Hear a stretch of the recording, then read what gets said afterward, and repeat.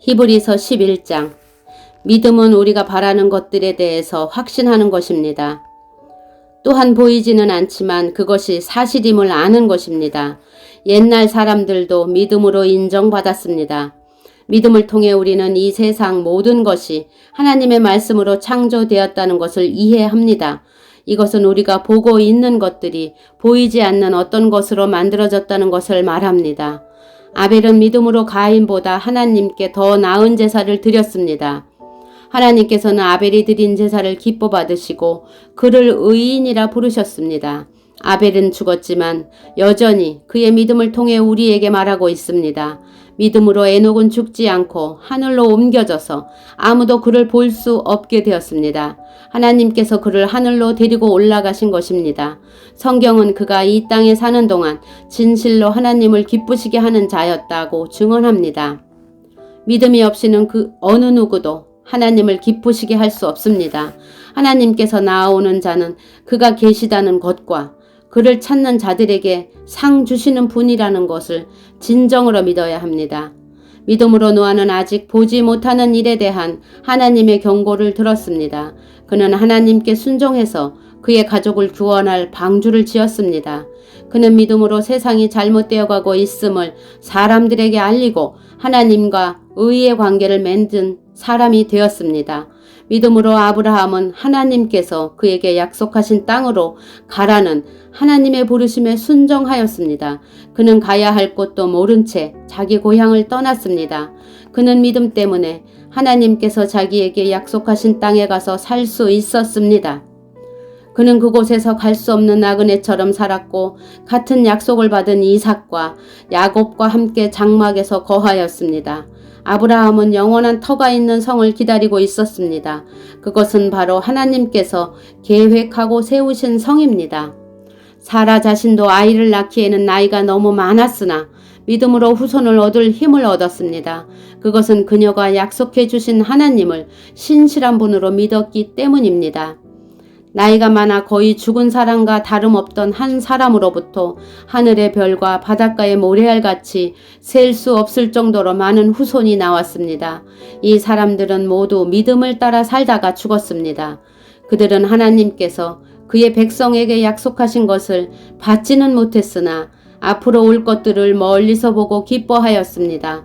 그들은 스스로 자신들이 이 땅에서 나그네일 뿐이라고 고백하였습니다. 이것은 그들이 진짜 고향을 찾고 있다는 것을 나타냅니다. 만일 그들이 떠나온 고향을 생각한다면 다시 되돌아갈 수도 있었을 것입니다. 그러나 그들은 더 나은 고향을 기다리고 있었는데 그것은 바로 하늘에 있는 고향이었습니다. 그래서 하나님께서는 저들의 하나님이라고 불리는 것을 부끄러워하지 않으시고 그들을 위해 한 성을 예비해 주셨습니다. 아브라함은 하나님께 시험을 받았을 때 믿음으로 이삭을 제물로 바쳤습니다. 그는 하나님께 약속을 받았는데도 아들을 바칠 준비를 한 것입니다. 하나님께서는 그에게 네가 내게 약속한 후손은 이삭을 통해 나올 것이다 라고 말씀하셨습니다. 아브라함은 하나님께서 죽은 사람도 살려주신다는 것을 믿었습니다. 아브라함은 이삭을 죽은 사람들 가운데서 다시 받은 것입니다. 믿음으로 이삭은 야곱과 에서의 앞날을 축복하였습니다. 또 믿음으로 야곱은 죽을 때 요셉의 아들들을 축복하고 그의 지팡이를 짚고서 하나님께 경배드렸습니다.